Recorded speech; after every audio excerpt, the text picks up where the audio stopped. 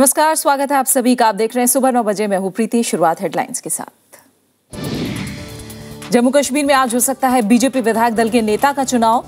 PDP के साथ सरकार बनाने की कोशिशें तेज। झारखंड में विधायक दल की बैठक। रेलवे के निजीकरण से प्रधानमंत्री ने किया इनकार। कहा, निजी निवेश का इस्तेमाल रेलवे को आधुनिक बनाने के लिए। ठेकेदारों के कर चोरी रोकने के लिए सीवीसी ने जारी किए दिशा निर्देश। एकल निविदा पर ठेके जारी करने से बचने की सलाह। कर देनदारी की उचित जांच के निर्देश। उत्तर भारत में ठंड से राहत नहीं। दिल्ली में पारा 5 डिग्री से नीचे। कोहरे से 187 ट्रेन और 15 उड़ानों की आवाजाही पर असर। मेलबर्न टेस्ट का पहला दिन। अच्छी शुरुआत के बाद ऑस्ट्रेलिया पारी लड़खड़ाई। बल्लेबाज लोकेश राहुल को मिला टेस्ट कैप।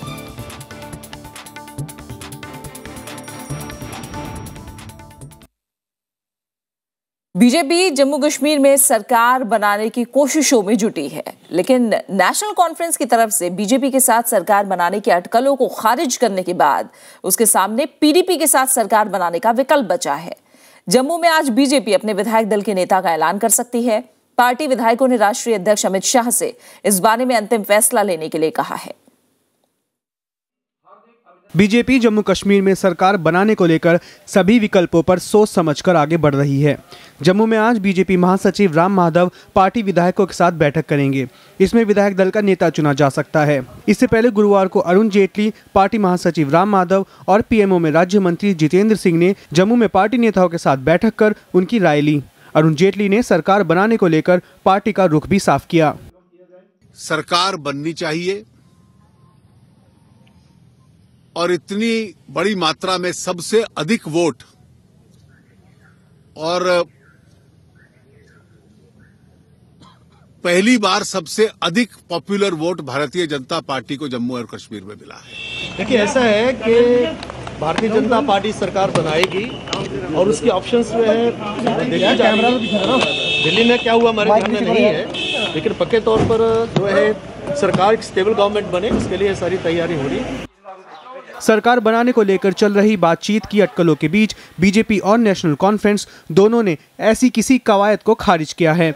मुख्यमंत्री उमर अब्दुल्ला ने गुरुवार को साफ किया कि बीजेपी के साथ कोई चर्चा नहीं चल रही है। हालांकि उन्होंने एक बार फिर पीडीपी को समर्थन देने के संकेत दिए। बीजेपी अब पीडीपी के साथ सरकार बनाने की रणनीति पर आगे बढ़ रही है। बीजेपी महासचिव राम माधव ने गुरुवार को पीपल्स कॉन्फ्रेंस के नेता सज्जाद लोन और पीडीपी नेता मुजफ्फर हुसैन बेग से मुलाकात की। This place needs massive investment, and PDP or NC is not in a position to create out of thin air any investment. That will have to come from Delhi. उधर चुनाव नतीजों के बाद शांत बैठी पीडीपी ने भी सरकार बनाने की संभावनाएं तलाशना शुरू कर दिया है। उसके पास कांग्रेस और निर्दलीय के समर्थन से सरकार बनाने का भी विकल्प है। कांग्रेस पहले ही पीडीपी को समर्थन देने की बात कह चुकी है। पीडीपी ने बीजेपी के साथ सरकार बनाने को लेकर भी रुख साफ नहीं किया है। 87 विधायकों वाली जम्मू कश्मीर विधानसभा में पीडीपी को 28 और बीजेपी को 25 सीटें मिली हैं। नेशनल कॉन्फ्रेंस को 15 और कांग्रेस को 12 सीटें हासिल हुई हैं। वहीं 7 सीटें अन्य के खाते में गई हैं। ऐसे में सरकार बनाने के लिए जरूरी 44 विधायकों को जुटाने में दोनों बड़ी पार्टियों को मशक्कत करनी पड़ रही है। Bureau report, Rajya Sabha TV. दूसरी तरफ झारखंड में बीजेपी विधायक दल की आज बैठक होगी, जिसमें विधायक दल के नेता पर विचार किया जाएगा। बैठक में बीजेपी पर्यवेक्षक जेपी नड्डा और विनय सहस्त्रबुद्धे भी शामिल होंगे। दोनों कल ही रांची पहुंच गए हैं। बैठक करीब 11 बजे शुरू होगी और इसमें झारखंड में बीजेपी प्रभारी त्रिवेंद्र सिंह रावत, प्रदेश इकाई के अध्यक्ष रविंद्र राय और पूर्व मुख्यमंत्री अर्जुन मुंडा भी शरीक होंगे। बैठक के बाद नवनिर्वाचित विधायकों के साथ और परामर्श करने के बाद पर्यवेक्षक पार्टी के राष्ट्रीय नेतृत्व को जानकारी देंगे। और इस बीच मुख्यमंत्री की रेस में सबसे आगे चल रहे रघुबर दास ने कहा है कि पार्टी आलाकमान का फैसला सबको मंजूर होगा। 81 सदस्य विधानसभा में बीजेपी के 37 और आजसू के 5 विधायक हैं। बीजेपी की अगुवाई में बनने वाली ये झारखंड की 10वीं और बीजेपी की 5वीं सरकार होगी। प्रधानमंत्री नरेंद्र मोदी ने रेलवे के निजीकरण की आशंकाओं को खारिज कर दिया है। कल वाराणसी में डीजल लोकोमोटिव वर्क्स के विस्तारीकरण के मौके पर उन्होंने कहा कि निजी निवेश का इस्तेमाल रेलवे को आधुनिक और सेवा केंद्रित बनाने के लिए किया जाएगा। उन्होंने रेलवे को सिर्फ यातायात का जरिया नहीं बल्कि देश के आर्थिक विकास का इंजन बनाने की बात कही है। रेलवे में काम कर रहे करीब 16 लाख कर्मचारियों की चिंता दूर करते हुए प्रधानमंत्री नरेंद्र मोदी ने साफ किया कि एनडीए सरकार की मंशा रेलवे का निजीकरण करने की नहीं है। वाराणसी में डीजल रेल इंजन कारखाने के विस्तारीकरण के मौके पर प्रधानमंत्री ने कहा कि सरकार रेलवे को देश के विकास की रीढ़ बनाकर ग्रामीण विकास को नई गति देगी। कम ब्याज से आज दुनिया में पैसे मिलते हैं, हम उन पैसों को रेलवे के विकास के लिए लगाना चाहते हैं, जिसके कारण आप जो रेलवे में काम कर रहे हैं उनका भी भला होगा और हिंदुस्तान का भी भला होगा। रेलवे का प्राइवेटाइजेशन नहीं होने वाला है। सुविधाओं के आधुनिकीकरण पर जोर देते हुए प्रधानमंत्री ने कहा कि रेलवे के लिए प्रशिक्षित मानव संसाधन मुहैया कराने के लिए 4 रेल विश्वविद्यालय स्थापित किए जाएंगे। उन्होंने कहा कि रेल सेवाओं में सुधार, तकनीक उन्नत करने और बुनियादी ढांचे के विकास के लिए आम आदमी की जेब पर बोझ नहीं पड़ने दिया जाएगा। इसको अगर आधुनिक बनाया जाए, इसको अगर टेक्नोलॉजी अपग्रेडेशन किया जाए, मैनेजमेंट परफेक्शन किया जाए, सर्विस ओरिएंटेड बनाया जाए, तो क्या हिंदुस्तान की शक्ल सूरत बदलने में रेलवे काम नहीं आ सकता? आर्थिक तंगी से जूझ रही रेलवे की माली हालत में सुधार के लिए एनडीए सरकार कई अनूठे उपायों पर विचार कर रही है। इनमें विदेशों से कम ब्याज दर वाले कर्ज से संसाधन जुटाना भी शामिल है। रेलवे को यात्री सेवाओं से सालाना करीब 26,000 करोड़ रुपए का घाटा होता है। देश में करीब 11,000 ट्रेनों में प्रतिदिन 2 करोड़ से ज्यादा लोग सफर करते हैं। इनमें से ज्यादातर घाटे की भरपाई माल भाड़े से होने वाली आय से की जाती है। Bureau report, Rajya Sabha TV. केंद्रीय गृह मंत्री राजनाथ सिंह ने असम हिंसा को सुनियोजित आतंकी घटना करार दिया है। इससे निपटने के लिए उन्होंने सख्त नीति के साथ साथ भूटान से भी मदद लेने की बात कही। हिंसा में मारे गए लोगों की तादाद बढ़कर 78 हो गई है। इस बीच असम गण परिषद समेत कई स्थानीय पार्टियों ने आज असम बंद का ऐलान किया है। असम में हालात अब भी तनावपूर्ण बने हुए हैं।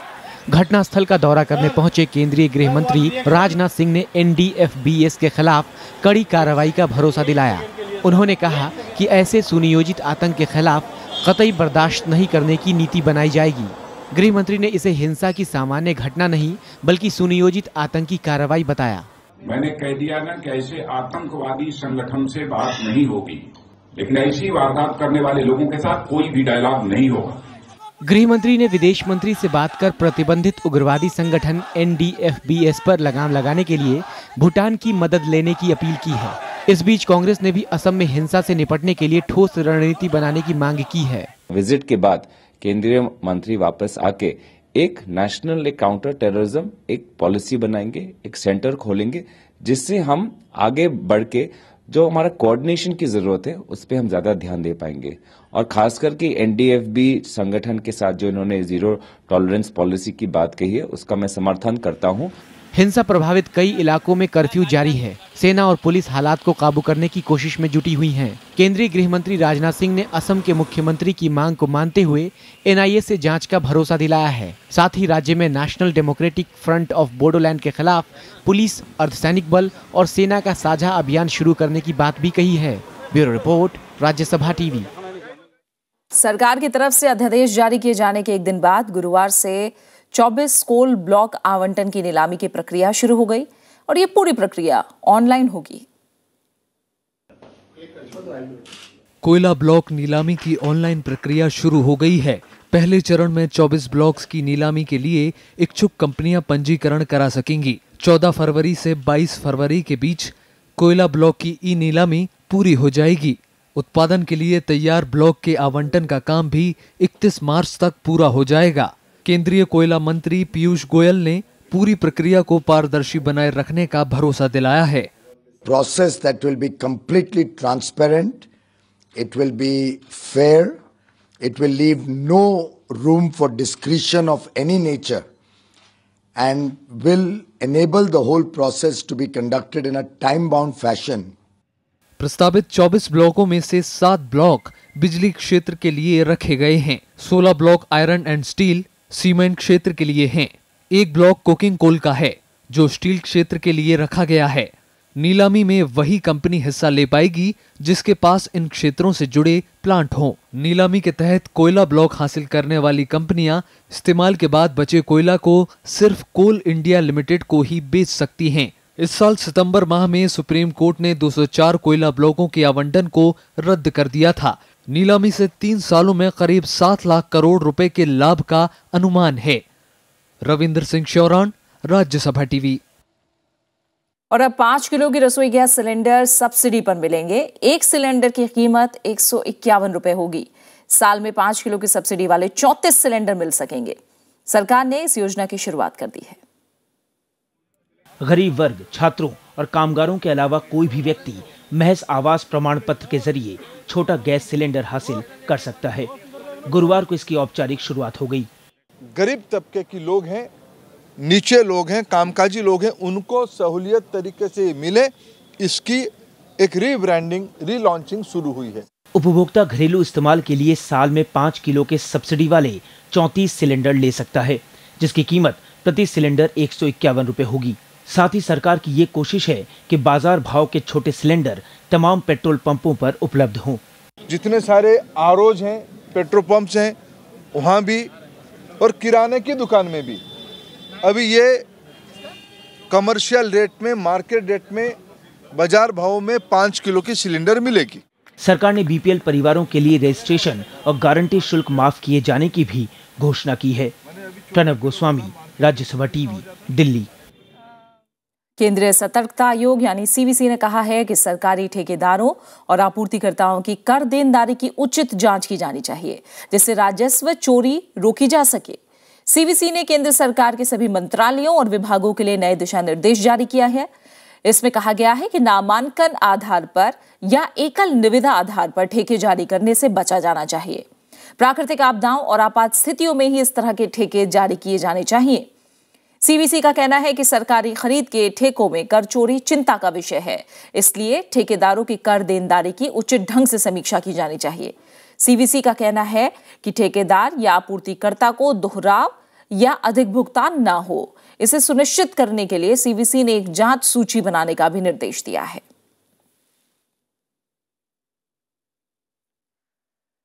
पाकिस्तान ने कल 2 दिन के भीतर लगातार दूसरी बार सीजफायर का उल्लंघन किया। जम्मू कश्मीर के कठुआ जिले में सीमा के करीब पाकिस्तानी सुरक्षा बलों ने छोटे हथियारों से गोलीबारी की।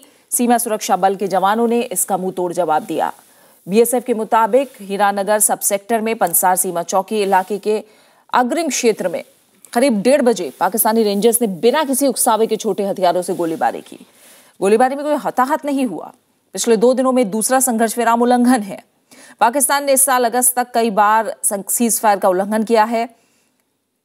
अक्टूबर में भी 15 दिन तक सीमावर्ती इलाकों को निशाना बनाया गया।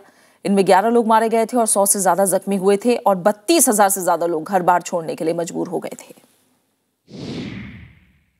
इन्फिल्ट्रेशन हो रही है बॉर्डर से, उसकी खबर मिल जाती है एजेंसीज को, एजेंसीज के पास होती है, पर हम चौकन्ने नहीं रहते। इसका मतलब ये है कि हम रिएक्ट करते हैं। जब वो कर देते हैं फिर उसका रिएक्शन, हम डिफेंसिव पे रहते हैं।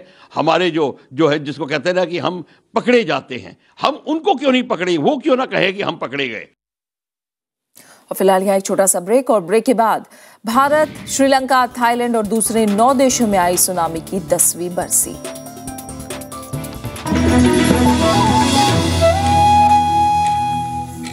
और बात मौसम की। उत्तर भारत में ठंड का दौर जारी है। शीतलहर और कोहरे के चलते रेल, सड़क और हवाई सेवाओं पर असर पड़ा है। 187 ट्रेनों की आवाजाही पर खासा असर पड़ा है। इसके अलावा एक हफ्ते में सड़क हादसों और ठंड से 40 से ज्यादा जानें चली गईं। मौसम विभाग के मुताबिक रविवार के बाद ठंड से राहत मिलने की संभावना है। उत्तर भारत के मैदानी इलाकों में शीतलहर के चलते कड़ाके की ठंड पड़ रही है। इससे आम जिंदगी अस्त व्यस्त हो गई है और लोग घर में दुबके रहने को मजबूर हैं। उत्तर प्रदेश के शाहजहांपुर में न्यूनतम तापमान 2.5 डिग्री सेल्सियस और हरियाणा के नारनौल में 3.3 डिग्री सेल्सियस दर्ज किया गया। दिल्ली में औसत तापमान 2 से 3 डिग्री सेल्सियस के नीचे चल रहा है। कोहरे के चलते वाहनों की आवाजाही पर असर पड़ा है। वहीं सड़क हादसों में कई लोगों की जानें चली गईं। घने कोहरे के चलते 70 से ज्यादा ट्रेनें 2 से 16 घंटे की देरी से चल रही हैं। करीब 24 ट्रेनों का समय बदला गया है। 50 से भी ज्यादा ट्रेनें रद्द कर दी गई हैं। 9:05 पे आती है सवेरे, वो आ रही है 8:45 बजे रात में है, और ये 22:32 है, 3:15 का टाइम है, वो शाम को अगले दिन 7:30 बजे आ रही है। सुबह की गाड़ी, यानी काफी घंटे लेट हो गए, 16 घंटे लेट है।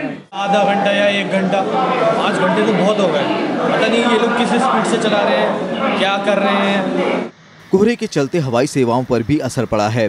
दिल्ली से 8 से ज्यादा अंतर्राष्ट्रीय उड़ानें रद्द कर दी गई हैं और 6 उड़ानों के समय में परिवर्तन किया गया है। मौसम विभाग के मुताबिक अभी 2-3 दिन ठंड और कोहरे से राहत नहीं मिलेगी। इस बार जो मैक्सिमम टेम्परेचर है बिलो नॉर्मल चल रहा है। दूसरा नेक्स्ट 2-3 डेज है, उसमें फॉग, डेंस फॉग होएगी आइसोलेटेड प्लेसेस पे पंजाब में, और वेदर है जो इस तरह ही कोल्ड और ड्राई रहेगा। जम्मू कश्मीर और हिमाचल प्रदेश के पहाड़ी इलाकों में बर्फबारी से पंजाब, हरियाणा, दिल्ली, राजस्थान और उत्तर प्रदेश में सर्द हवाओं से ठिठुरन बढ़ गई है। ठंड से बचने के लिए लोग अलाव और ऊनी कपड़ों का सहारा ले रहे हैं। Bureau report, Rajya Sabha TV. आपदाग्रस्त इलाकों में लोगों को अब वक्त रहते ही इस बारे में जानकारी मिल सकेगी। मौसम विभाग ने इसके लिए देश भर में आज से SMS सेवा शुरू कर दी है और SMS के जरिए लोगों को आपदा से बचाव के तरीकों की जानकारी भी दी जाएगी।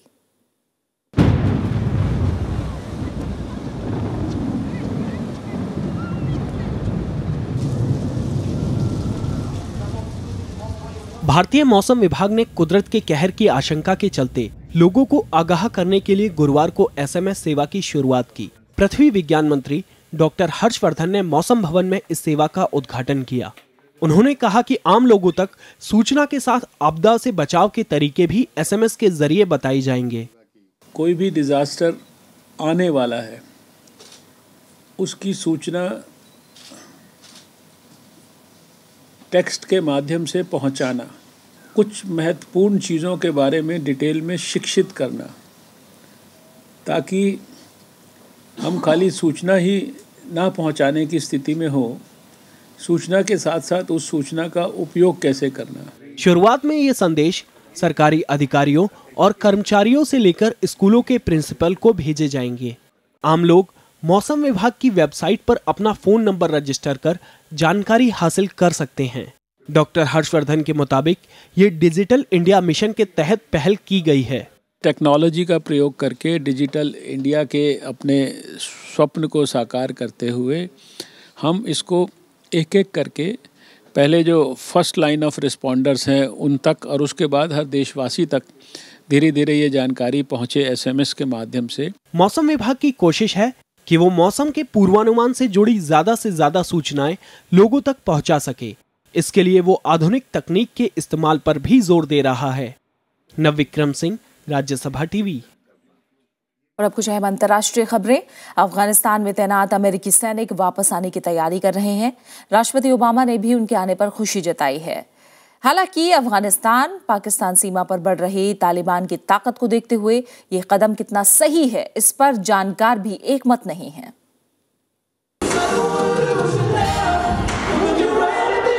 अफगानिस्तान में अमेरिकी जवानों ने अपना आखिरी क्रिसमस कुछ इस अंदाज में मनाया।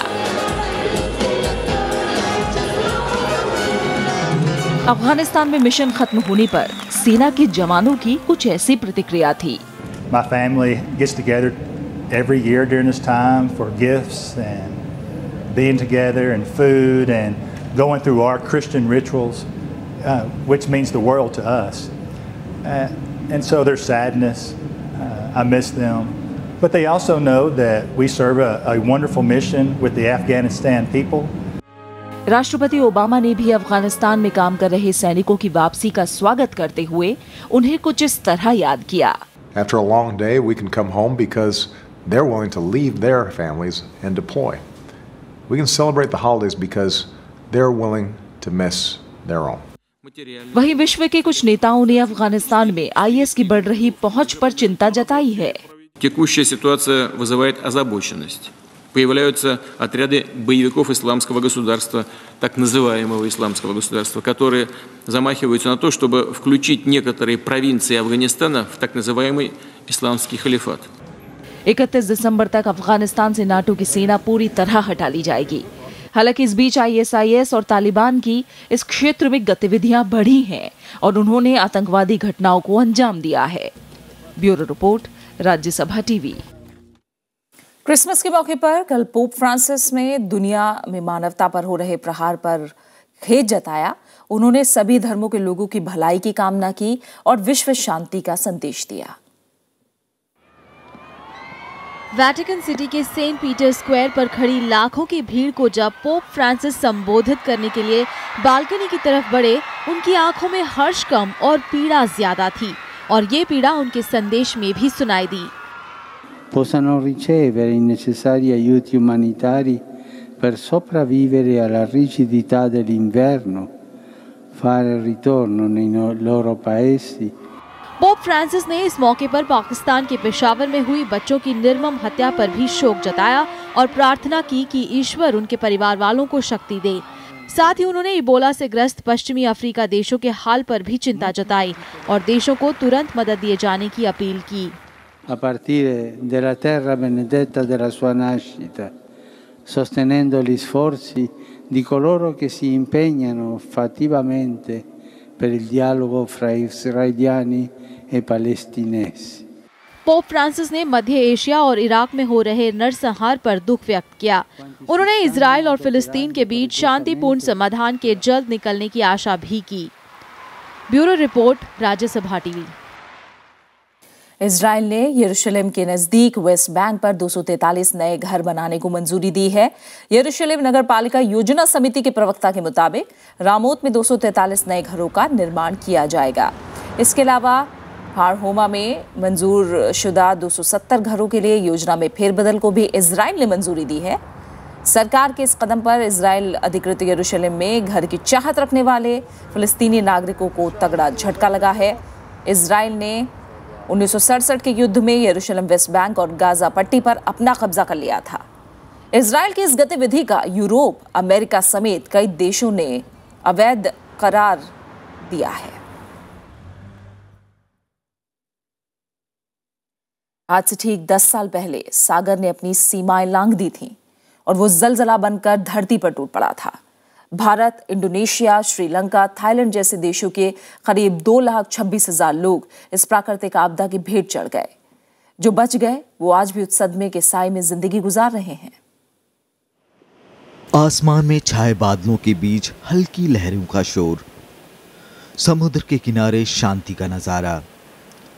लेकिन 26 दिसंबर 2004 को इस समुद्र ने अपनी सीमाएं तोड़ दी थीं और साथ ही तोड़ दी थीं कई जिंदगियां जो आज भी लड़खड़ाते हुए जिंदगी का सफर तय करने को मजबूर हैं। तमिलनाडु के नागापट्टनम जिले में रहने वाली लक्ष्मी ने इस सुनामी में अपने 4 बच्चे खो दिए। कुल मिलाकर एक बच्चा अब उसकी जिंदगी का सहारा है, लेकिन वो भी विशेष रूप से सक्षम है। அது வருமதான் எங்களுக்கு. ஆனா அந்த நேரம் நிறைய குடும்பம் பாதிப்பு, நிறைய குழந்தைங்க, நிறைய பெரியவங்க எல்லாம் செத்தாங்க. ஆனா இருந்ததெல்லாம் போயிடுச்சு. அது அதுங்களுக்கு எல்லாமே ஒண்ணுமே இல்ல.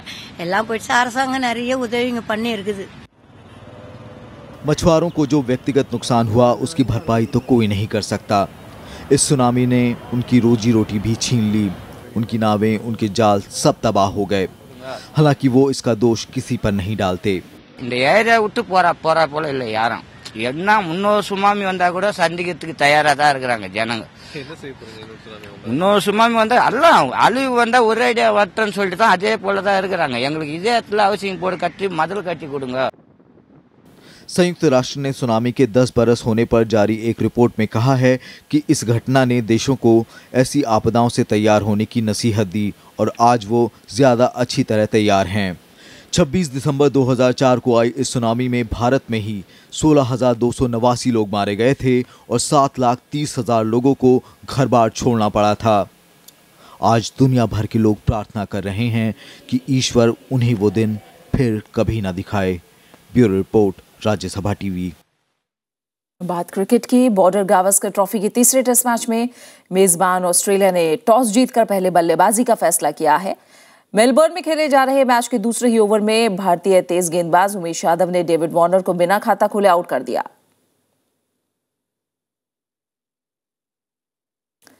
लंच तक ऑस्ट्रेलिया ने 1 विकेट के नुकसान पर 92 रन बनाए। इसके बाद 115 रन के स्कोर पर ऑस्ट्रेलिया का दूसरा विकेट गिर गया। 37वें ओवर में मोहम्मद शामी ने सलामी बल्लेबाज रॉजर्स को आउट किया। रॉजर्स ने 57 रन बनाए। इसके अगले ओवर में ही अश्विन ने वॉटसन को पेविलियन की राह दिखा दी। वॉटसन ने 52 रन की पारी खेली। रोहित शर्मा की जगह बल्लेबाज केएल राहुल को जबकि तेज गेंदबाज वरुण एरन की जगह मोहम्मद शामी को खिलाया गया है। केएल राहुल का ये पदार्पण टेस्ट मैच है, यानी पहला टेस्ट मैच है। ऑस्ट्रेलिया पहले दोनों टेस्ट मैच जीतकर पहले ही सीरीज में 2-0 की अजय बढ़त बना चुका है। आखिरी समाचार मिलने तक आपको बता दें, ताजा स्कोर ऑस्ट्रेलिया ने 3 विकेट खोकर 157 रन बना लिए हैं। और इसी के साथ फिलहाल इस बुलेटिन में इतना ही। जाते जाते एक नजर हेडलाइंस पर। जम्मू कश्मीर में आज हो सकता है बीजेपी विधायक दल के नेता का चुनाव। पीडीपी के साथ सरकार बनाने की कोशिशें तेज। झारखंड में विधायक दल की बैठक। रेलवे के निजीकरण से प्रधानमंत्री ने किया इनकार। कहा निजी निवेश का इस्तेमाल रेलवे को आधुनिक बनाने के लिए। ठेकेदारों की कर चोरी रोकने के लिए सीवीसी ने जारी किए दिशा निर्देश। एकल निविदा पर ठेके जारी करने से बचने की सलाह। कर देनदारी की उचित जांच के निर्देश। उत्तर भारत में ठंड से राहत नहीं। दिल्ली में पारा 5 डिग्री से नीचे। कोहरे से 187 ट्रेन और 15 उड़ानों की आवाजाही पर असर। और मेलबर्न टेस्ट का पहला दिन अच्छी शुरुआत के बाद ऑस्ट्रेलियाई पारी लड़खड़ाई। बल्लेबाज लोकेश राहुल को मिला टेस्ट मैच।